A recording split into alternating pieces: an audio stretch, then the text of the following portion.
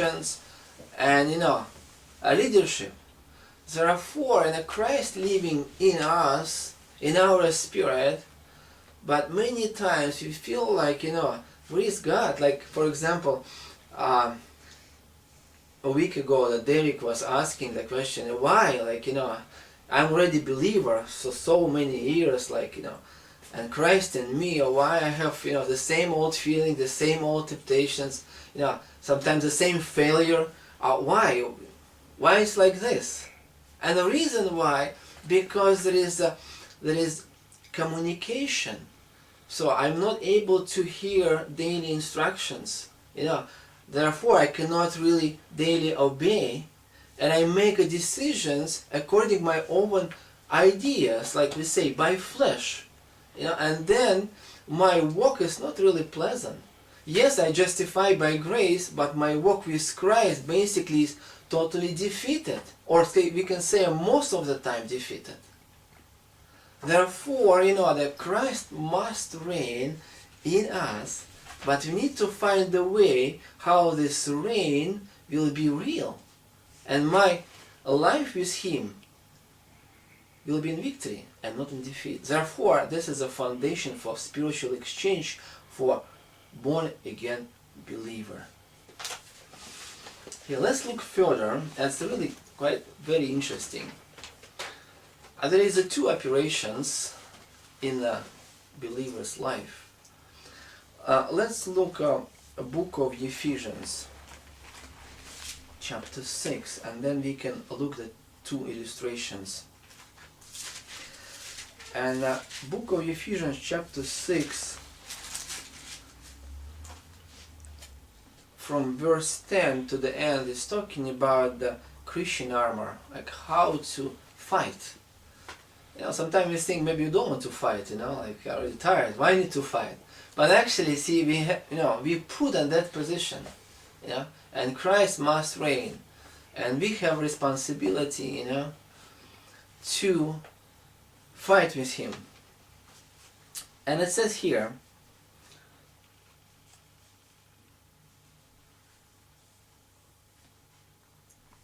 verse 11, put on the whole armor of God, that you may be able to stand against the wiles of the devil.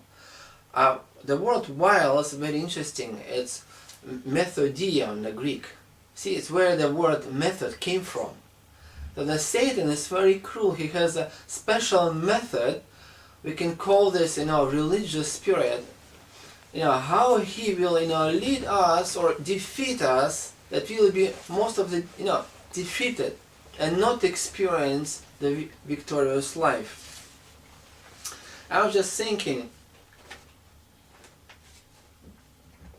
the operation of the believer, like sometimes we derived, our identity or trying force from the old Adamic identity. Like when Adam failed, he became fearful, he lost connection, and also he started to operate, he started caring for his own needs, and he lost the focus. And exactly it could be the same as a born-again believer, that we are losing the focus and start to live, build the, trying to prove, and do the will of God in our own power, in our own, strengths.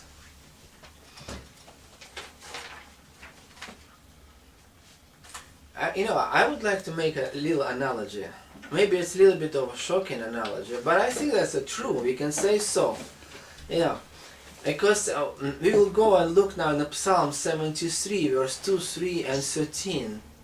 I was just thinking that, if the Satan will be, and most of the time in our experience, could be like our shepherd, if you can say so, then what it will be come out of it? We will be striving, right? We're striving to reach and, to be better in a way. And also we want to have like start to comparing one with another, and start to be unsatisfied, start to, kind of like losing connection. Let's see, it's really there in Psalm 73. It's an interesting psalm. Let's open it.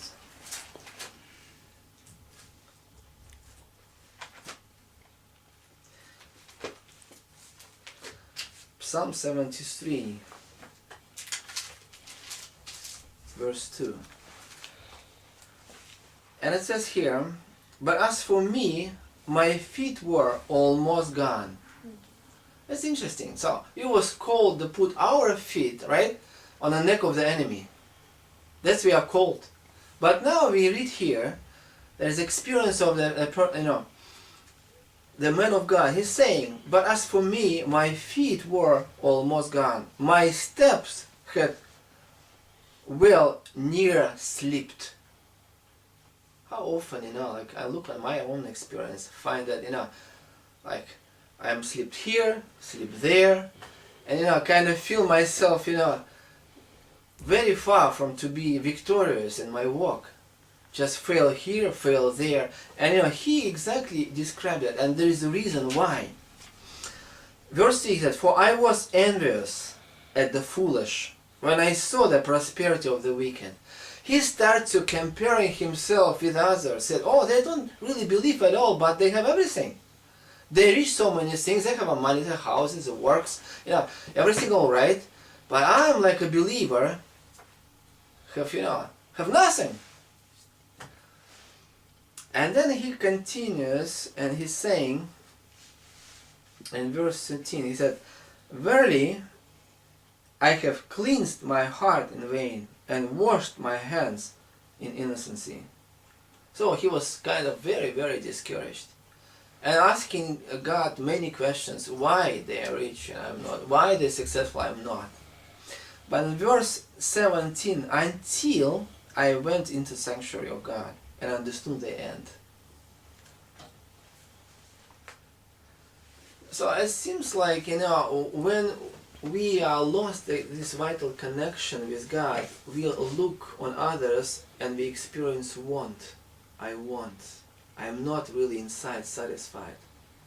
I want more. I start to compare, depressed, unsatisfied, angry, resentment comes, and then also clashing relationships too. We can say it's like I kind of become shepherded by the different shepherd, and I'm in need. But there is another way how the believer can experience victory.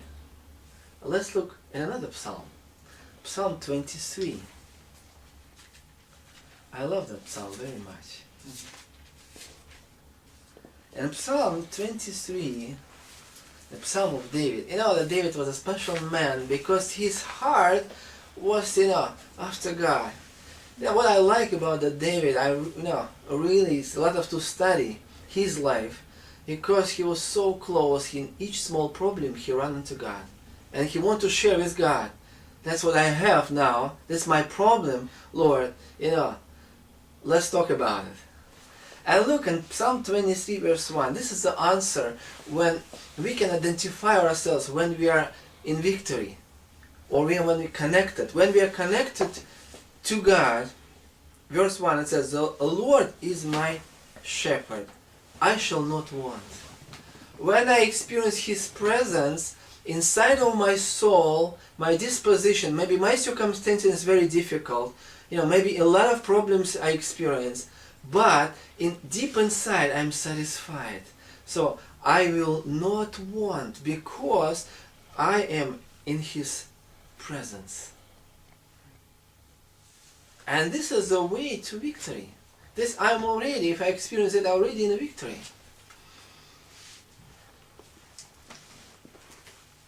And let's see verse 2 and 3, how God leads, where God leads. The Satan leads all the time to strive and to use our soul power, our flesh, and leads that to defeat.